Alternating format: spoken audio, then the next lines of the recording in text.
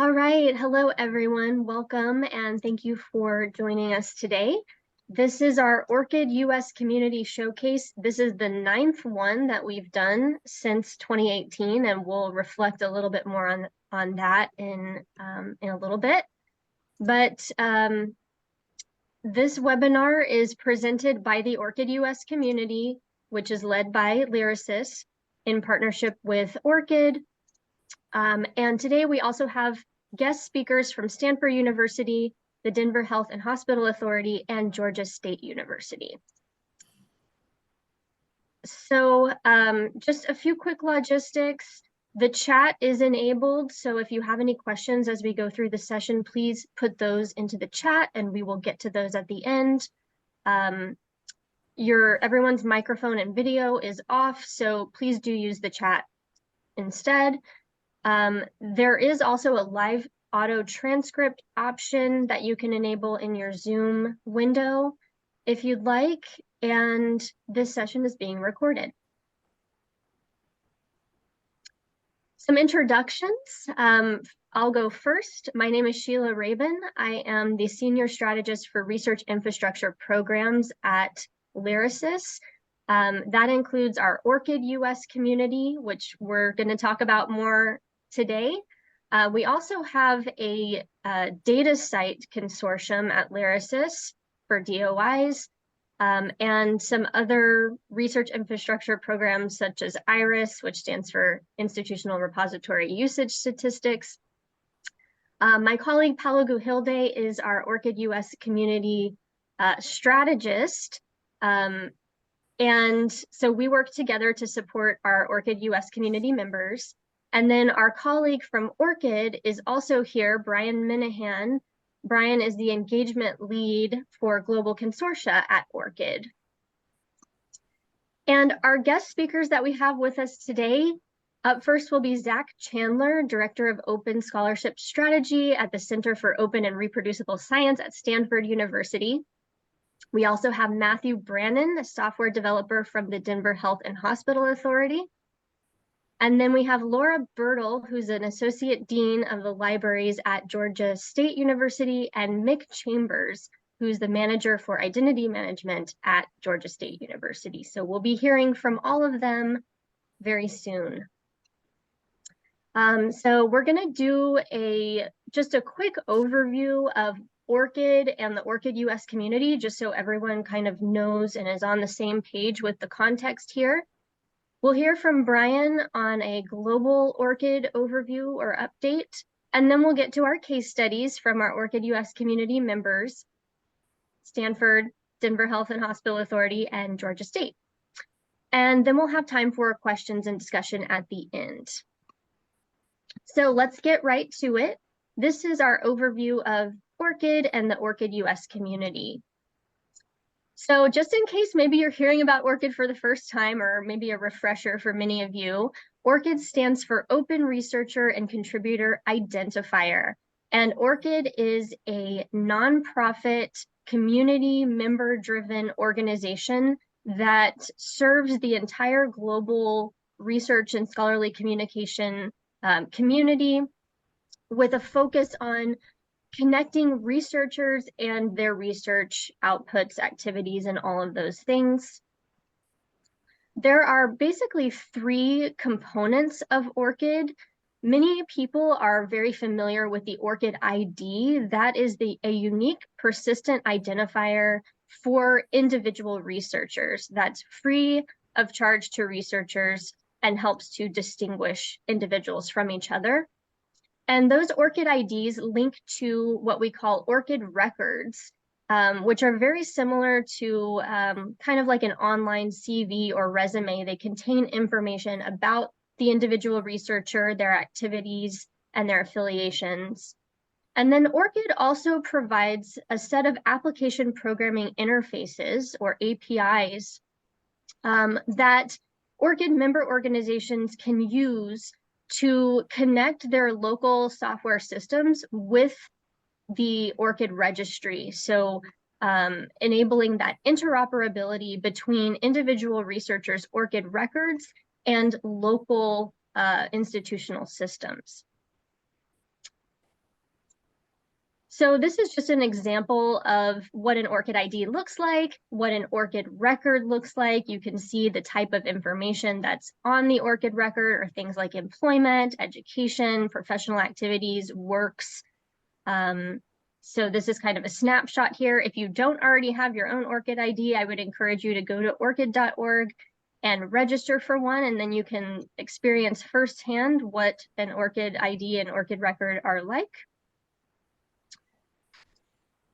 And regarding that ORCID API, I mentioned ORCID member organizations can use that ORCID API in their systems, and that can be used to get your researchers authenticated ORCID ID numbers to help with name disambiguation, but it can also be used to enable reading or importing data from someone's ORCID record into your local systems, and even writing data to your researchers' ORCID records. So this graphic here is designed to kind of show the types of organizations that are using the ORCID API: research institutions, universities, publishers, funders, connecting with a researcher and the researcher's ORCID ID and ORCID record through that API, and allowing that two-way transfer of data.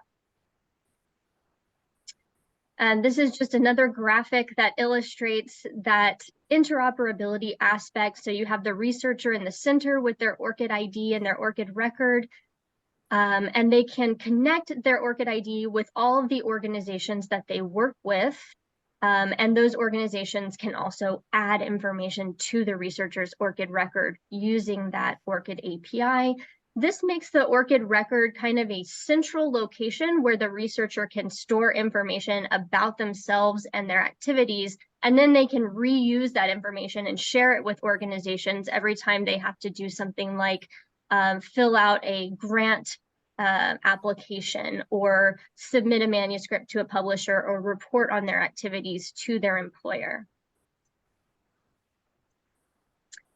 So when we're talking about ORCID adoption at an institution, such as a university, for example, there are basically three equally important components to enable that kind of strategic adoption of ORCID at an organization. And those are internal stakeholder support, so making sure that all of the relevant stakeholders are on board and supportive of using ORCID, using the API. The second part is doing that API integration, so looking at your software systems at your organization and seeing where ORCID could be integrated. And then the third component is making sure your researchers know what ORCID is, have their ORCID IDs, and know how it can benefit them. So there's a component of outreach and education about ORCID there. And we have many resources online to help with this. You can see there's a link at the bottom there to one of our planning guides that really can walk you through all of these considerations if you're thinking about adopting ORCID at your organization. So what is the ORCID US community? So ORCID has kind of a membership structure that allows for consortia of organizations to all participate as ORCID members. So basically in 2018, we formed a national consortium in the United States. This was a partnership between LYRASIS, the Greater Western Library Alliance, the Big Ten Academic Alliance, and the Northeast Research Libraries.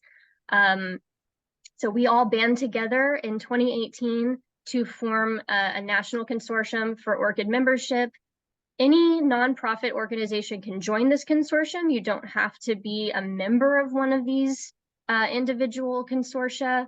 And LYRASIS is the administrative home. So I am an employee of LYRASIS, and my role is to support all of our ORCID US community members. And the benefits of this are, our focus is really on building a community of practice around ORCID in the US so that we can support organizations, and member organizations can help each other, and we're all on the same path toward ORCID adoption. Also, there's a benefit of having a substantially reduced fee for ORCID membership if you're going through the consortium. And we have, like I said, a lot of resources. We provide technical support. We do community calls, community engagement, things like this webinar. And so we have a lot of great things going on, and it's really really exciting. It's especially exciting because this year we reached our 200 member milestone in June. So we're at 204 member organizations now in the ORCID US community. Our members are mostly universities, but we also have research institutes that are not universities, health and hospital systems like we're going to hear from today, research funders, societies, associations, other kinds of nonprofit research-related groups. So just reflecting on our 200 member milestone and kind of looking back on how we got here. Like I mentioned, we started this program in 2018, and at the time it was launched, we already had 88 member organizations coming from those 4 different library consortia, basically. And that's when I was hired to essentially manage this program. And it's kind of just grown steadily over the years. In the first few years, we really focused on creating community resources and setting up opportunities for engagement, like community calls, that kind of thing, and just had continued growth until we got up to about 150 members and realized we needed another person to help support this work. So that's when we hired my colleague, Paolo Guhilde. And so we've been working together ever since 2021, the 2 of us, to support all of our members. And then last year in 2022, the US federal government, many of you might be familiar with the National Security Presidential Memo 33 or NSPM 33, that really drew attention to the need for digital persistent identifiers for researchers that are receiving funding from US federal agencies. And that has been picking up a lot of momentum and gaining a lot of attention in our community. We're really keeping a close eye on that. And so that's when, things are really starting to pick up now that especially US federal funders are looking at either requiring ORCID or at least asking for ORCID IDs from their principal investigators. So just comparing then and now, in 2018, that's when we hit our 100 member milestone, and we did our very first showcase webinar. Now we're hitting our 200 members five years later, so it seems very like a steady growth there. In terms of the number of member API integrations, when we started this in 2018, there were about 65, and that has more than tripled. We have 320 ORCID member API integrations at all of our member organizations, which is great. And through those API integrations, back in 2018, there were just over 72,000 individual ORCID IDs connected with those integrations. Now we have over 400,000. So we've seen a lot of growth, and it's perfect because this is exactly where we were hoping to go. And also you can see the difference in the map there. It was a little sparse looking back in 2018, but now things are filling out a little more. And just talking about those connected ORCID IDs to give you a visual of the growth over time. ORCID started in 2012. So, you can look over those last 10, 11 years to see we've had a very steady growth in the number of individual researchers that have been able to connect their ORCID ID with an organization through that organization's API integration. So we're not quite done with 2023 yet. Hopefully that 2023 bar will go up and we'll see that continued upward path. And just to take a look at where all of our member organizations are in their kind of ORCID journey, just over half of our members are still in the beginning stages, still getting started, thinking of how they're going to do things, starting to use the API, and that's great. We have slightly more that are a little bit further along on that journey. They've been using the ORCID API. They're getting a lot of ORCID ID connections. And then we have those organizations that are really at the forefront, really forging ahead. They've done custom ORCID integrations. They're actively writing information to ORCID records. And so this kind of just shows you where everyone is on their journey. Not that any one stage is better than the other. We're all on the same path. And what's really awesome is those organizations that are further ahead are really there to also help the organizations that are getting started and share advice and lessons learned and stuff like that. And that's one of the reasons we're having this webinar. So I think this is my last slide, just kind of looking ahead to what we're expecting coming next. I think with the trends we're seeing, ORCID IDs are increasingly present as best practices in research and scholarly communication workflows. So that goes for grant funding, publishing, and activity reporting. I mentioned those US federal funding agencies adopting ORCID, so they're still in the process of coming up with their specific policies, but we're keeping a close eye on that. We're expecting to see a lot more growth and activity through those policies. And then just more continued growth in usage of ORCID in general. So more organizations becoming ORCID members, more software platforms integrating with ORCID, writing data to researchers' ORCID records. And all of this really just leads to more researchers benefiting from having an ORCID ID, using their ORCID record, and it brings more efficiency for organizations as well. So we're really looking forward to the next 5 years and seeing where we are at that time too. So with that, I'm going to turn it over to my colleague Brian at ORCID to give us more of a global overview of ORCID.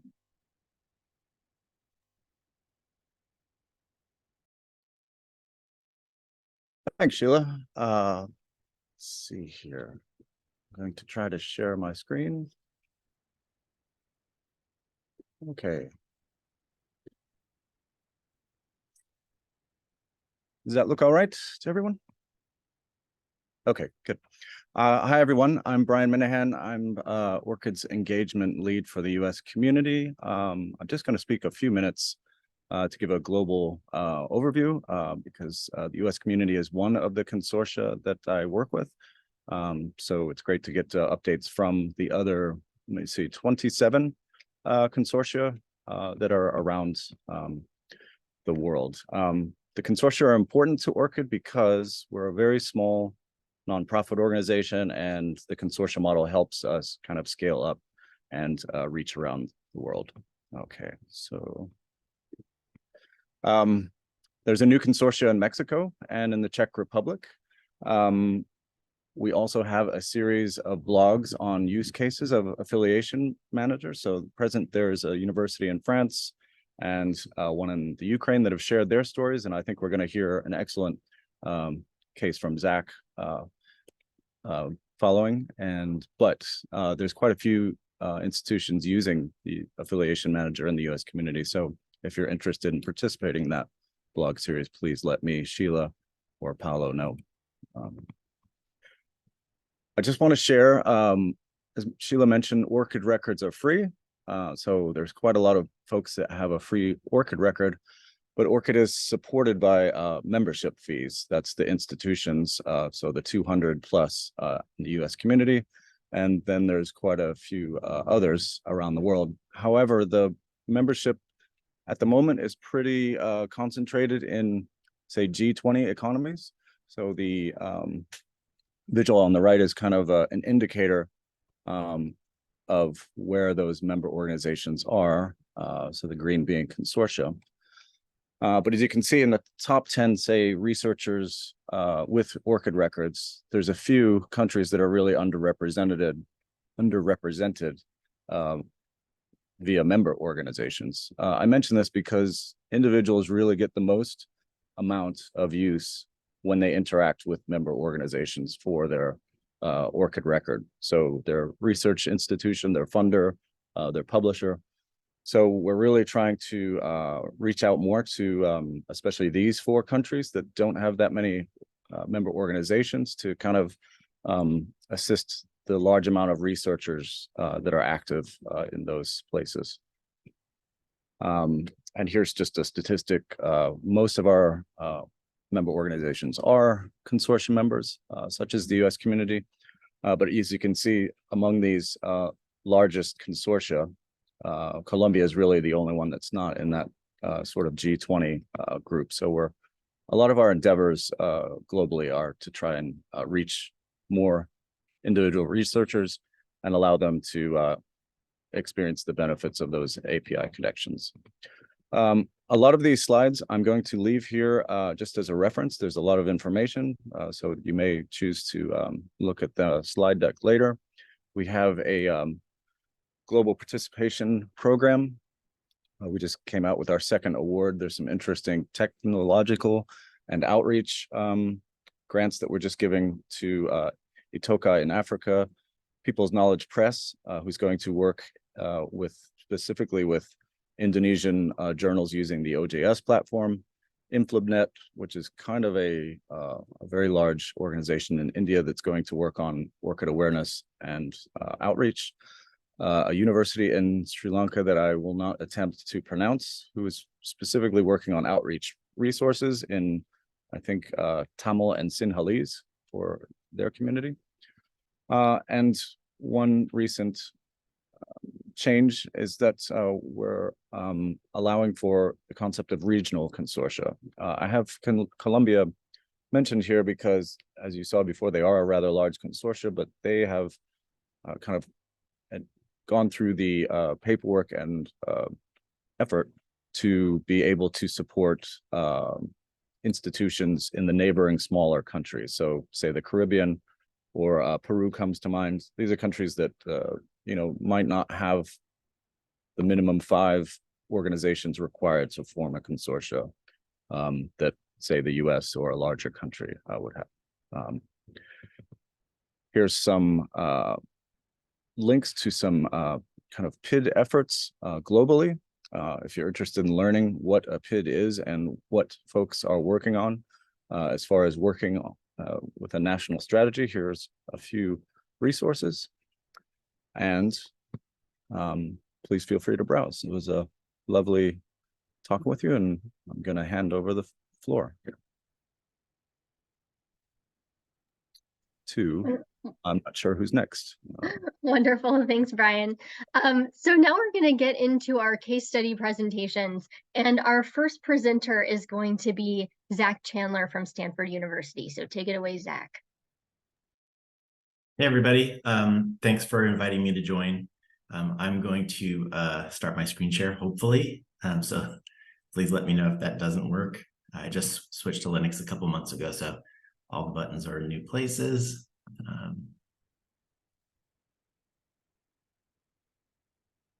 That is definitely not right.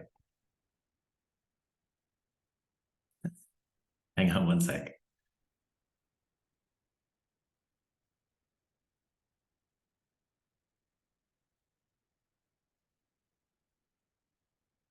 There we go. Yeah, I think you're going to see my slide deck now, and I'll try slideshow mode, and hopefully Zoom doesn't clobber that. Okay. So my name is Zach Chandler. At Stanford University with the Center for Open and Reproducible Science, which is part of Stanford Data Science, a university-wide initiative. So we're one of 4 centers there. And today I'm going to talk about how we're using ORCID specifically for recognizing scholars in our community through the Open Science Prizes that my center offers. So this isn't Stanford's first ORCID integration. I think we've actually probably been in this forum before talking about the Stanford profile system, how Stanford University Libraries has written something on the order of 150,000 publications to ORCID records.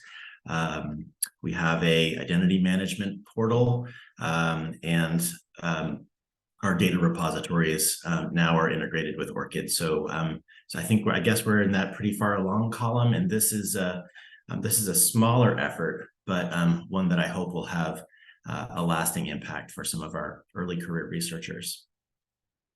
So CORS for short. We've been around since 2021. Russell Poldrak and Maya Mather are our faculty leaders, but it's a community of about 35 faculty from every Stanford school. So we're heavily involved in open science activities outside Stanford as well as locally here. A lot of our efforts are focused sort of within our disciplines and building community at Stanford, but we're also heavily involved in things like the Helios Initiative and the NASA TOPS program.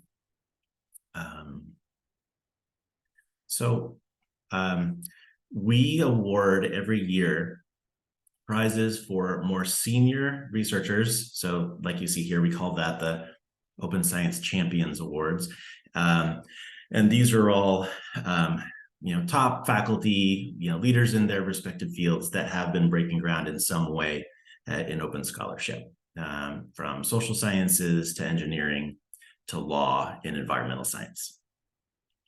But if I'm being honest, these people probably don't need this very much. Like, they're fine. They have tenure at Stanford. They were, already famous. There's another award that I think that we give every year also alongside this at the same ceremony or at our annual meeting that I think might matter, might be more impactful for the recipients. And that's what we call our Open Science Innovators Prize. So these are the winners from this year: Nick Coles, Danielle Mullis, and Carlos Vera. And so these prizes, there are cash prizes that come with them, small tokens, really. But I think what might matter more is the sort of like the value of having won that, because these are real academic awards. They are, faculty reviewed, they are competitive, and it says something about the contribution that this person has made to Stanford and to science if they were selected. So so Danielle and Carlos actually worked together. So this was a team science prize. But I'm going to single out Danielle to get into why this is an ORCID story. So Danielle Mullis is she's in our School of Medicine. She's a medical student. And I would say I should also acknowledge Adrian Mueller and the Mavericks program. So Carlos and Danielle both came up through a program for rigor and reproducibility in our Cardiovascular Institute, led by Adrian Mueller, where they are led through this process of developing skills in rigor and reproducibility, pre-registration of studies, and in-depth analysis of rigorous data science methods and things like that, so that are project-based. So that work from the Mavericks program led to Danielle winning this prize from us. So the question then is, okay, that's nice. It'll be recorded on a website somewhere, I guess. So I was looking for a more durable way to help these early career researchers after they leave Stanford. Because our Stanford profile system, though great, as soon as your relationship with Stanford ends, all of that goes away. So, the P in PID is for persistence. So we wanted to work with ORCID to come up with a way to honor that work in a way that helps them in their career down the road. And so we also talked to our peers. So this is Chris Berg from MIT Library, who many of you probably know. And they also have an open data prize. And we were chatting about, methods and how that was going. And so Chris is the one who pointed out that the cash is nice, but overwhelmingly the students are interested in the CV item. So here we are. So what we decided to do was to take the metadata that we've accumulated around this and ship it to ORCID via the affiliation manager. So I had been thinking about affiliation manager primarily around employment assertions, and that's, I think, the primary use case and one that we still haven't done, but I desperately want to do. So if those of you who have done it, let me know. But it got me thinking, these prizes are meaningful. They could help an early career researcher. in their journey after they leave Stanford. But there's no central system of record for recording them. This is not in PeopleSoft. This is not in HR systems. This is just a bunch of letters on a website, basically. It's not even structured data. So this is a chance for us to leverage ORCID to write it in a persistent way so it followed them with their career even after they left Stanford. So here we are. This is Danielle's ORCID records, the screenshot from her record. And this is under professional activities. And you'll notice that it's written as a distinction. So I worked with the ORCID support team to try to figure out what the appropriate part of the ORCID data model was to write to. And as soon as we got past that, then I would say using the affiliation manager was a breeze, honestly. So the workflow, so this is under your ORCID member portal. You log in and you get permission to use it. You have to activate one of your 5 API keys to do this. The content type we used is under professional activities. It's a distinction technically. So then it's just a matter of collecting all of the required metadata and making some internal decisions in our unit about, what's the official name of this or that thing. And then emails are sent out to the recipients by ORCID. And there is there's a claiming step that, I had nothing to do with. That's all, ORCID assuming because ORCID member is researcher controlled and everything's opt-in. So I can't do this for them. They all have to participate in some way. And I would say that was a really good indicator that we were doing something right because all of them did it. So for any of you who have ever tried to get a faculty member to do anything optional, 100% participation is not very common. So so this was an early indicator that this is something that was valued. And this is an actual quote from one of the very prestigious faculty that we interacted with, who was one of our prize winners, just saying that, I had no idea ORCID could do this. Maybe I should use it for more things or listen to people when they tell me that I might want to use it this way. So I think we're at this transition period where some of the senior researchers who have been around for a long time have seen and had to use ORCID for various reasons, but weren't taking it very seriously. They don't see it as their primary CV. I think that is changing. And the more that they get reinforcements from various sources, from the federal government, from funders, when they're doing reviews, from foundations, when they're publishing, and now from us locally, they're trusted resources at their home institution. Sometimes you have to hear something more than once and from a different source. But if we're all enriching the ORCID record, the whole ecosystem gets better and we all benefit. And so that's it. Essentially, we made a decision to commit to writing our open science prizes because it's something that we controlled. There's no system of record for it yet. And so we had the ability to do so. So we just kind of went ahead and did this. And now we're talking to other groups on campus who are seeing the value of this because we don't have one co-curricular prize at Stanford. There's lots. And so I think that this will probably be a growing pattern. And just shout out to the support team who were so great. Paloma and Brian, really they helped take this from just an idea into an actual plan and a program. So just wanted to have a shout out to Paloma and Brian. Thank you very much. Wonderful. Thank you so much, Zach. Next up, we're going to hear from Matthew Brannon at the Denver Health and Hospital Authority. Go ahead, Matthew. Hello, everyone. My name is Matt.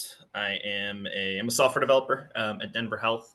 I'm on a very small team, and we do a lot of custom applications for the hospital. Usually solutions that a department needs that can be bought off the shelf. or maybe just is too expensive for maybe solutions that do exist. So ORCID is, we have an app we call ORCID Connect, that we built for the Sparrow office. That is, it's a small app in the larger ecosphere of lots of things that we deal with here. So let me share my screen. There we go. Can everyone see all right here? Yes. Yep. All right. So I'll talk a little bit today about ORCID Connect. I definitely come from the technical side of things. A little bit about Denver Health here. We've been around for 160 years. We are the primary safety net institution in Colorado. We are a nonprofit. We provide we've provided billions of dollars in uncompensated care, and about 120 million each year to residents of the Denver area. We serve about a quarter of that population each year and see about a third of Denver's children. We definitely specialize in special populations, the uninsured, those that are poor, different addiction issues. We serve the underserved at Denver Health.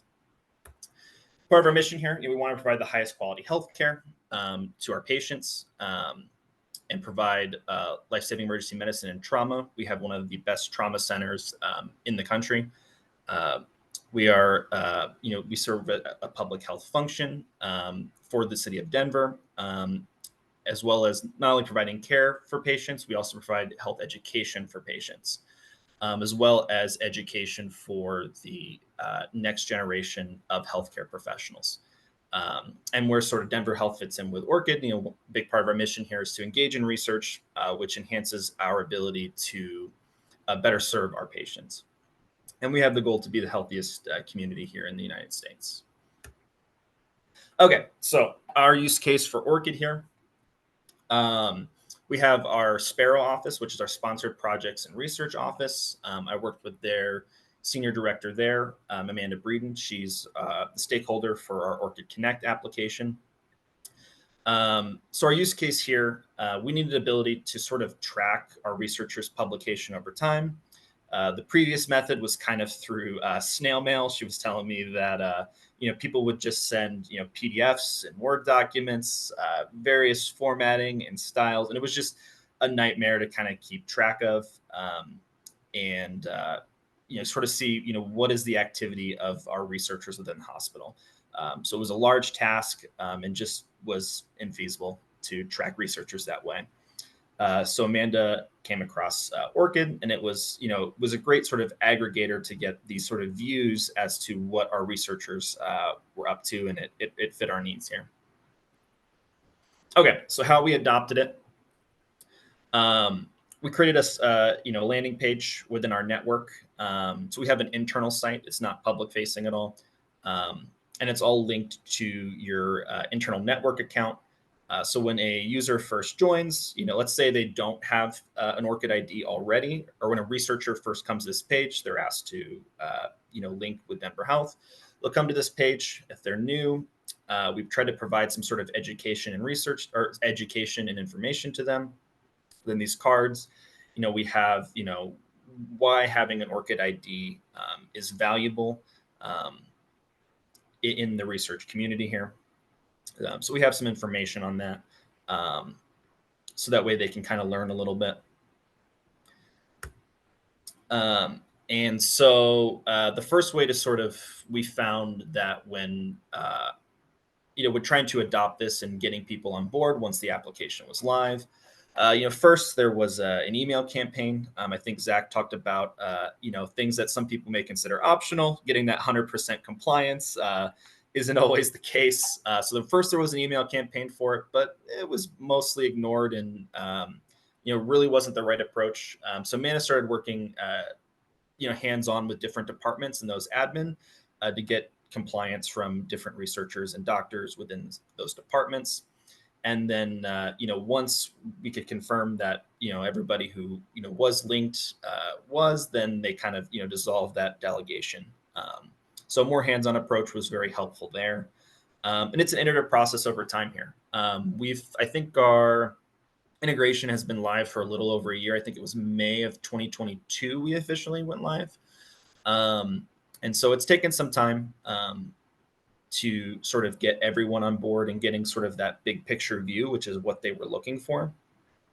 And if you're a large organization, it's going to take continuous action there, along with working with your researchers to keep their information up to date, and getting good data from their publications that they have listed within ORCID there. So speak kind of from the technical side, how we kind of integrated with the ORCID API.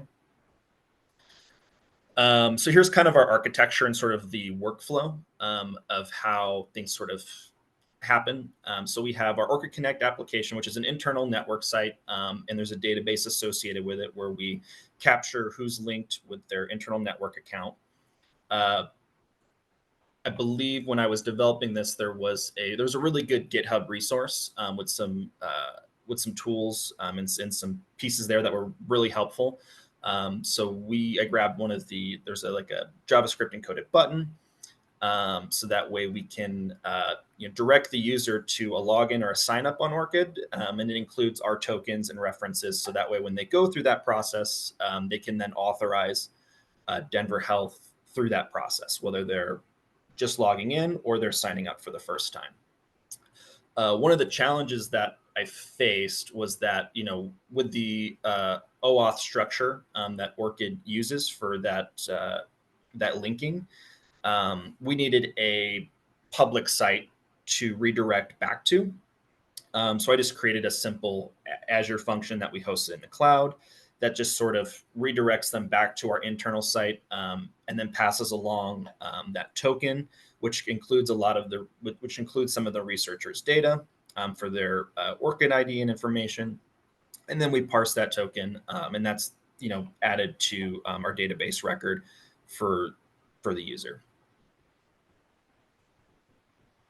So this is sort of what a user sign up and experience might be. On this page, we have 2 tabs here. So if they're a new ORCID user or if they're an existing ORCID user, for existing ORCID users, this is that JavaScript encoded button I was talking about. It's already preloaded with Denver Health's information. They just need to click that and log in. And then once they've logged into ORCID, they'll be prompted with that allowing authorization. And then if they're a new ORCID user, we provide some steps on what they need to do here. So they'll register and then connect and authorize Denver Health. And then once they get redirected back to this page, they'll then need to update their ORCID record and make all the connections to like PubMed, Scopus, things like that. And then to prevent duplicate linking or something like that, once we have that record and we've parsed information, when they were to return back to this page, they should see something like this on the page with their ID. All right. And so another thing we use the API for, we don't do a lot of writing. I think that was a little bit out of the initial scope for us at this time. As things have progressed, I don't know what's on the Sparrow office's mind. But we do use the API for reporting so we can get a quick look at researchers. So we have a little search bar where they can type in a researcher's name. It'll sort of autofill that. And then we kind of display it in like a card view, some of the information that we found valuable. So we pull, and this all comes across as a JSON object, able to easily parse that. So we have in this case, here's an example of, we have the title, what journal it was published in, when it was published, what type of publication it is. And then I did a little bit of logic on my side to try to determine their author rank. So that's what this is. That's what the 1 or the 6 is there.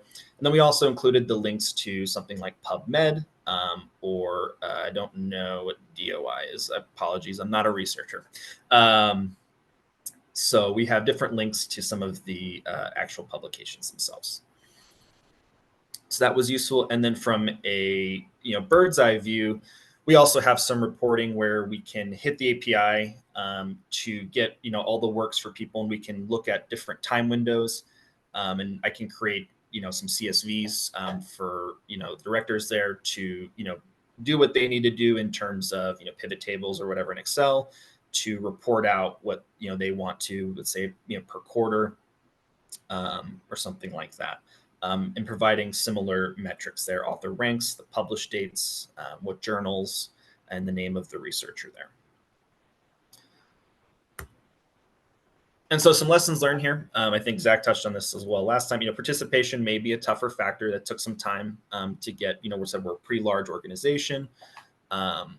Getting people to sign up was a little bit the tougher part, but definitely a hands-on approach, working with different departments can help with that. And also that if you just because you get them to link and sign up with an ORCID ID, it doesn't necessarily mean that the data is going to be good. So working with your researchers to update their data can be very helpful. An example of that, can I go back? Here we go. So you can see here our published date. Looks like Holly Frost here was very active on the 1st of January in 2023 with many publications there. In reality, we did the month and the date were not added in some of the data here. We merely had the year here. So we had to do some handling. Now, in other cases, it is maybe a bit more active, but we had to do it what we could with the data parsing to make things work, I would say.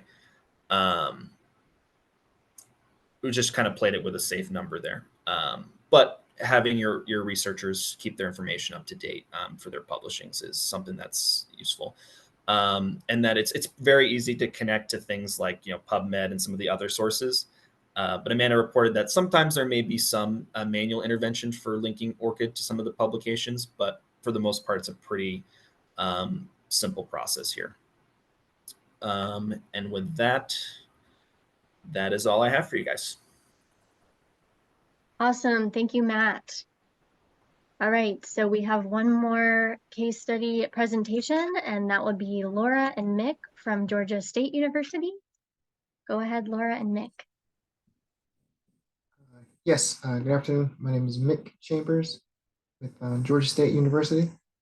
We are a research university, and my task in configuring ORCID was pretty straightforward. I'm with the identity management group, and it was just the first step in getting ORCID connected here with Georgia State. And it was just a basic C# web-based application that we have that it allows you. I can share my screen.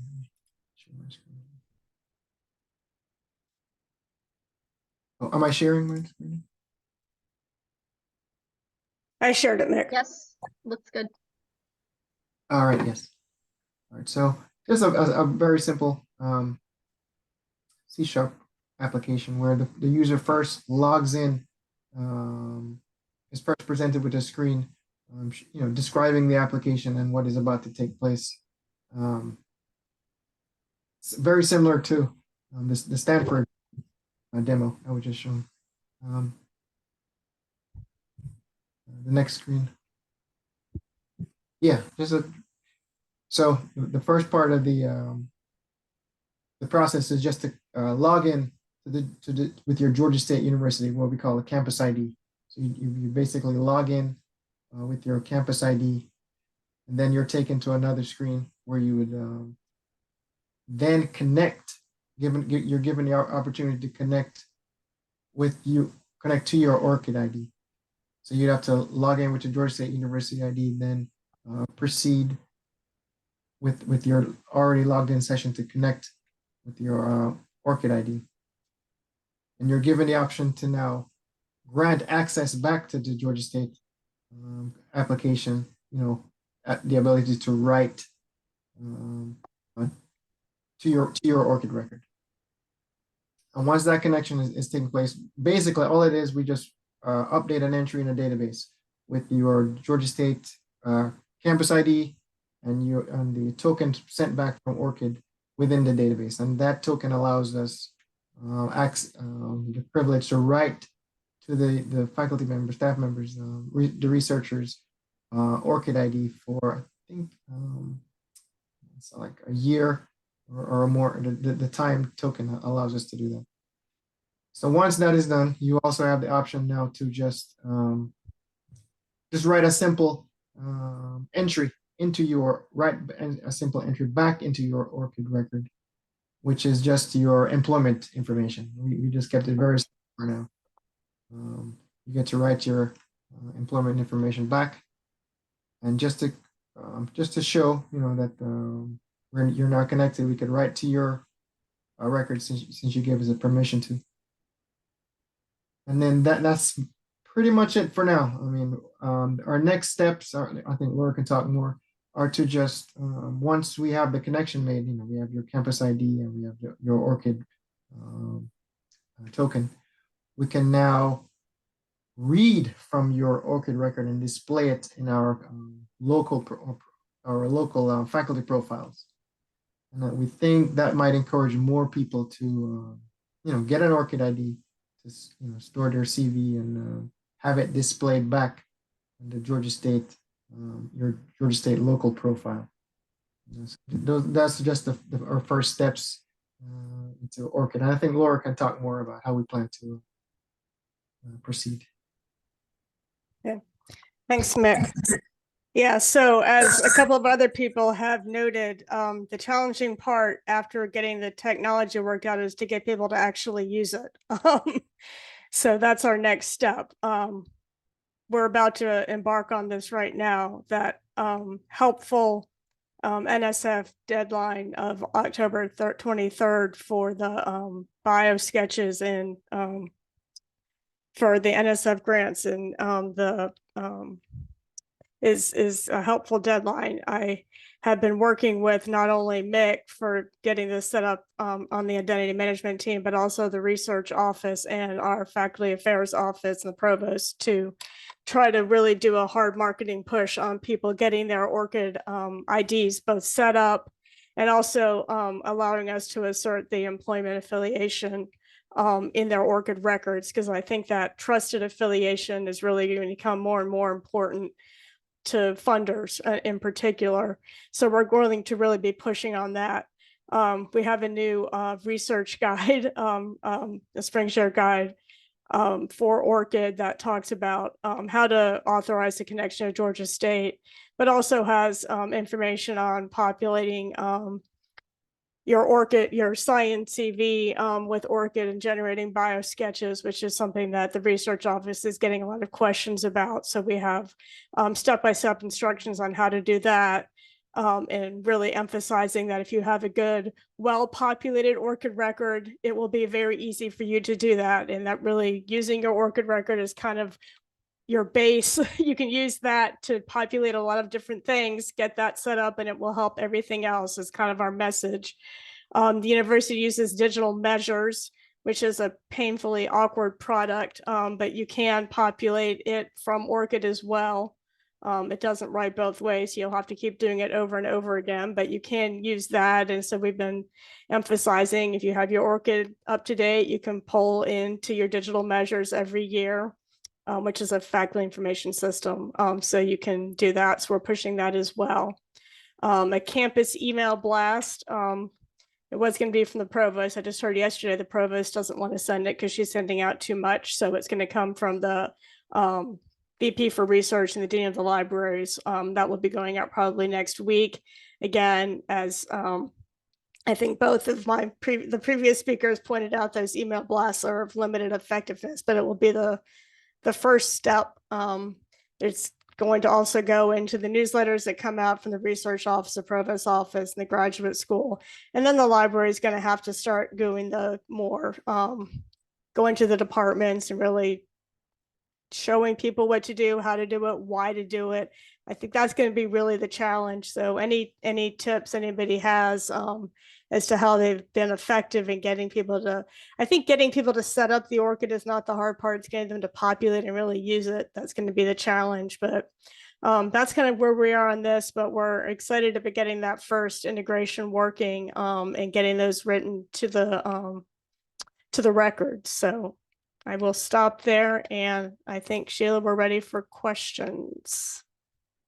Wonderful. Thank you so much, Laura and Mick, and also Zach, Matt, and Brian for your presentations.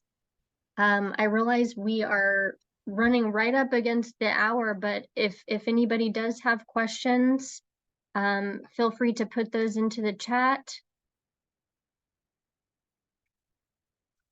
I see one from Zach, just wondering about for Georgia State University if there is a workflow for adding an end date to the employment affiliation if somebody leaves the organization. That is not built yet, but yes, we have the token that we initially created does give us the ability to write back to the ORCID record. But if the user with ORCID, you could also, the user could go in and revoke access. So we're thinking, we're still thinking of way to resolve that. But yeah, once the user still allows us with that token to have write access, we will have a workflow in place. Okay, great. Thanks, Mick. I'm seeing another question, and maybe Brian, you have thoughts on this one. A lot of the information in ORCID records can vary widely from one person to the next because it's opt-in and they're not all of the fields are required. Are there any efforts coming up through ORCID, for example, to make more mandatory fields?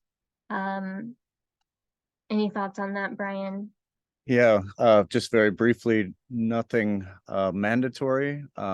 We do recommend that, especially affiliations like Mick showed and Zach showed via the affiliation, it's better to use a member API that is an organization, has more value if it comes from a trusted organization than say if I add information myself. So that's, for now, that's our best practice, but you know, ORCID is user controlled, so that's the downside of you know, the researcher being in complete control of their ORCID record. So hope that helped. It's a bit of a balance. Ideally, organizations, publishers, funders, universities would be adding this information to people's ORCID records for them, so then all of the information would be there. But in the meantime, many people are still manually adding things to their ORCID record. One of the things that we do in our ORCID US community is we provide ORCID workshops for researchers. So a webinar that's free for researchers. We've been doing it about once a quarter to really just get that message out there to the researcher, like, hey, it's great that you have your ORCID ID, but you know, maybe add at least your most recent employment information, and you know, think about adding information to your ORCID record periodically over time, like you would updating a CV, something like that. So the more we can educate the researchers about what's helpful and what will end up helping them, maybe the more we can kind of fill in some of those gaps too. Any other questions for any of our presenters or in general?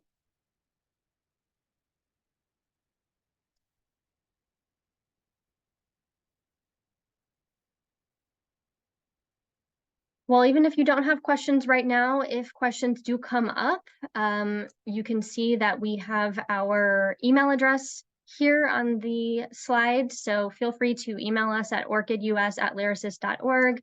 We can connect you with any of the presenters if you think of specific questions for them or want to know more. And we can also help any of you with any ORCID related questions that you might have. Also, just remember, we will be sending out this recording and the slide deck.